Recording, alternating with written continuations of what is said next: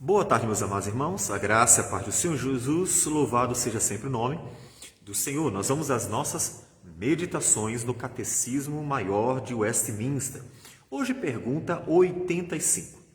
A pergunta é a seguinte: a morte, sendo o estipêndio do pecado, ou seja, o pagamento, o salário, por que não são os justos livrados dela, visto que todos os seus pecados são perdoados em Cristo? Segue a resposta. Os justos no último dia serão libertados da própria morte e no ato de morrer estarão isentos do aguilhão e maldição dela, de modo que, embora morram, contudo, vem isto do amor de Deus, para os livrar perfeitamente do pecado e miséria e os tornar capazes de maior comunhão com Cristo na glória, na qual eles imediatamente entram. Bem, vejamos alguns textos, a começar com 1 Coríntios, capítulo 15, versículo 26 e depois 55 a 57. Diz assim: Paulo diz que o último inimigo a ser destruído é a morte. E no versículo 55, ele diz: onde está, ó morte, a tua vitória? Onde está, ó morte, o teu aguilhão? O aguilhão da morte é o pecado e a força do pecado é a lei. Graças a Deus que nos dá a vitória por intermédio de nosso Senhor Jesus Cristo.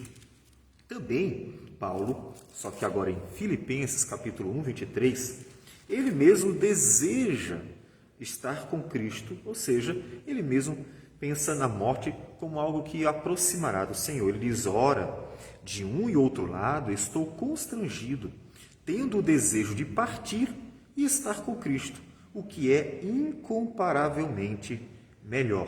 Portanto, ele considera a morte ali como uma coisa boa, tendo em vista as lutas, as angústias, as tribulações que ele passou, e muitas que ele passou mesmo.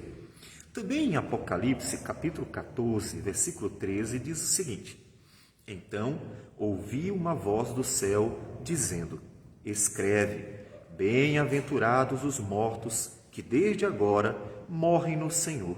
Sim, diz o Espírito, para que descansem das suas fadigas, pois as suas obras os acompanham. Veja então que a morte é tratada não como uma coisa ruim, quando diz respeito aos cristãos. Bom, nós precisamos entender o plano de salvação. E a primeira coisa que nós precisamos pensar é que a cruz do Calvário pagou as nossas dívidas. Então, ali, Cristo nos justificou. Não devemos mais a Deus porque foi paga a nossa dívida. Não temos mais medo da morte, do inferno. Não seremos mais condenados. Nós estamos completamente justificados perante o juízo, o justo juiz, que é Deus.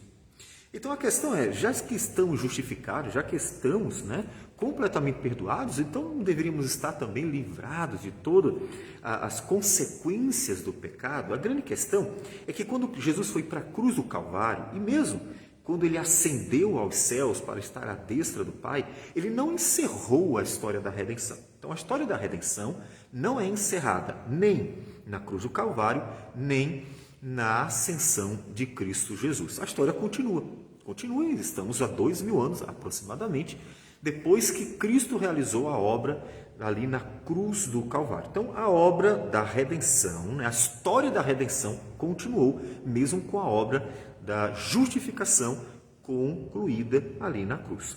Então, uma vez que continuou, o pecado, portanto, logo o pecado não foi retirado. O pecado continua no mundo.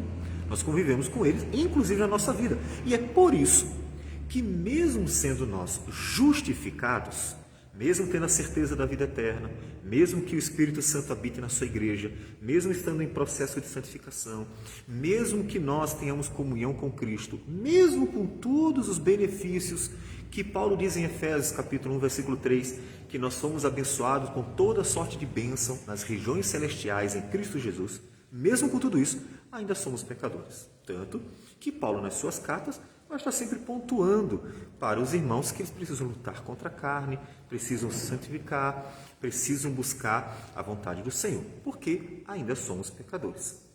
A grande questão, então, é que, uma vez que o mundo ainda está relacionado ou debaixo, sob o jugo do pecado, a morte também está presente.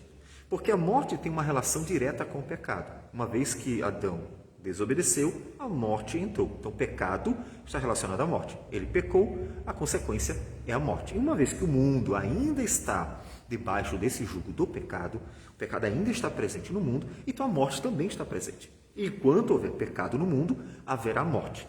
Uma vez que o pecado seja tirado do mundo, quando o Senhor Jesus voltar, então também a morte será tirada do mundo. Por isso que lá em 1 Coríntios, no capítulo 15 ainda, mesmo texto que nós lemos no finalzinho, a partir do versículo 50, Paulo faz essa relação. Nós seremos incorruptíveis e imortais. A relação é sempre pecado, morte. Não pecado, não morte. Então, uma vez que o pecado está no mundo, ainda há morte. E quando acontece a morte, aí sim, haverá uma divisão, completa entre os homens. Vão uns, os que não estão unidos a Cristo, irão para a morte eterna por causa dos seus pecados. Portanto, há uma separação completa da humanidade, uma divisão total, absoluta da humanidade, e os que não estão com Cristo vão à morte eterna. Mas os que estão unidos a Cristo, aqueles que foram unidos ao Senhor pela graça divina e, portanto, são justificados, eles estarão com o Senhor. Eles estarão com o Senhor e desfrutarão, portanto, de benefícios mais, ou seja, algo maior, como a própria comunhão com o Senhor mais intensa, mais próxima, e desfrutarão desse consolo com o Senhor, uma vez que a morte os aproxima do Senhor. É por isso, então, que a resposta do catecismo diz que a morte termina sendo uma manifestação do amor de Deus. Porque você imagina viver 1000 anos no mundo pecador? Você imaginou viver 1000 anos sofrendo tribulações, angústias, dores, perseguição, maus tratos? Portanto, a morte termina sendo um benefício até que Cristo volte para tirar o pecado do mundo. Uma vez tirado o pecado do mundo, aí sim, não tem mais por que haver morte. E não morrer numa vida em que não há pecado é um benefício, é um prazer, é um deleite. Portanto, ainda que a morte esteja presente, ela termina sendo um benefício. Por quê? Porque ela traz fim à luta e ao sofrimento de uma vida atribulada. Uma vez que a pessoa morreu, estando com Cristo, acabou o seu sofrimento. Acabou-se a luta, a tribulação, a angústia, acabou. Ela não tem mais que ser perseguida, ela não vai mais passar por doenças, ela não vai mais passar por lutas, angústias, dores. Não tem mais isso. Por quê? Porque a morte traz a ela o fim desta relação com o mundo pecador e a coloca numa nova relação, que é a relação com o mundo celestial, e está junto ao Senhor. Portanto, dá fim às lutas da vida. A morte também põe fim às lutas contra a tentação. Não só a luta contra o mal ou mesmo o sofrimento da vida, mas a luta contra a própria tentação. Enquanto nós estamos aqui, mesmo justificados, somos pecadores. E sendo pecadores, todos os dias nós somos tentados, todos os dias temos que estar vivenciando a angústia do próprio pecado quando caímos em pecado. E, portanto, isso é sofrimento também. E quando o cristão morre, ele já não tem mais pecado, porque uma vez que ele morreu, ele então teve o pecado tirado dele, ele está vivendo uma nova realidade. A carne, junto ao seu pecado, foi deixado para trás. E agora o seu espírito está com Deus, portanto não há mais pecado. Então ele não vai ter mais que se angustiar ao vivenciar lutas contra tentações ou a ver em sua vida o pecado que desagrada a Deus e, portanto, marca também a sua própria vida, traz angústia ao seu coração. Também a morte nos coloca na presença do Senhor em maior comunhão.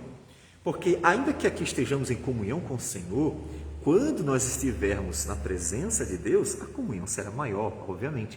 Alcançará a plenitude e, portanto, desfrutará dos benefícios dessa comunhão, do descanso, da alegria de estar na presença do Senhor e poder, inclusive, estar diante dele com um coração puro, porque o pecado foi deixado para trás. Então, a comunhão com Deus é estreitada e a morte termina sendo um benefício Portanto, ainda que o cristão jamais deva correr atrás dela, porque só Deus pode decidir o dia em que Ele quer nos chamar para estar em comunhão com Ele. E a morte também, ela traz o benefício de nos levar para um lugar de descanso. Né? A vida é cansativa, não só quando chega a velhice, né? Mas há momentos na vida que a gente está cansado. Né? A vida se repete, a rotina. Depois percebemos tantas vezes que as lutas, elas estarão sempre presentes. Então a vida ela é cansativa de uma forma ou de outra. E, portanto, estar com o Senhor, a Bíblia chama de descanso. Descanso da fadiga, descanso das lutas, descanso do trabalho, descanso. E um descanso real, né? Não aquele descanso que nos leva a ficarmos entediados, né? Já passei 2, 3 meses parados. No caso da pandemia, pessoas ficaram em casa há muito tempo e ficaram entediadas.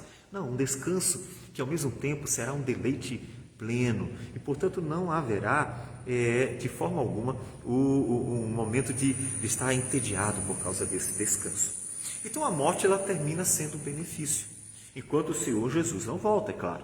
No momento que Jesus voltar, então serão maiores ainda os benefícios, porque quando Jesus voltar, Ele tirará o pecado, consequentemente a morte, e os benefícios serão plenos, totais, plenos mesmo.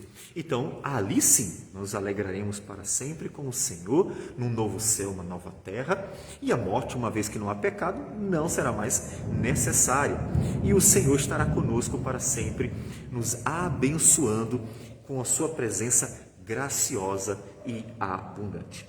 E é por isso que o Salmo 116, ele diz algo que pode parecer estranho à primeira vista. Ele diz o seguinte, versículo de número 15: Preciosa é aos olhos do Senhor a morte dos seus santos. Em Ezequiel, capítulo 18, versículo 23, ele diz o contrário, que Deus não se agrada com a morte do pecador. Mas ele diz aqui que preciosa é aos olhos do Senhor a morte dos seus santos. E por que isso? Porque o pecador, ou seja, aquele que não está andando com o Senhor, uma vez que ele morra, o seu destino é o inferno. Isso não é agradável. Todavia, aqueles que andam com o Senhor, a morte, o seu destino será estar com Deus, será desfrutar da presença de Deus.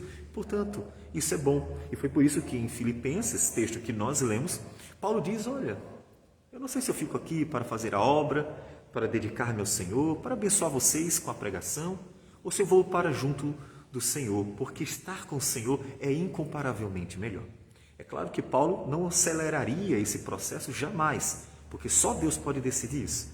Mas o seu coração queria muito descansar com o Senhor, queria muito estar na presença do Senhor. Logo, ele não tinha medo da morte e via a morte como uma oportunidade ou como uma bênção de Deus para estarmos descansando na presença do próprio Deus. Vamos orar ao Senhor. Senhor Deus amado, bendito o teu nome. Te agradecemos por tudo, porque até a morte termina sendo um benefício para o teu povo, de forma que ela nos livra do cansaço, das lutas, angústias e tentações da vida e nos aproxima de ti, de forma que tudo que o Senhor faz para o teu povo é sempre bom. Como diz a tua palavra, todas as coisas colaboram para o bem dos que amam o Senhor. Então, que o Senhor seja louvado. Agradecemos por tudo. Receba a nossa oração, em nome de Jesus.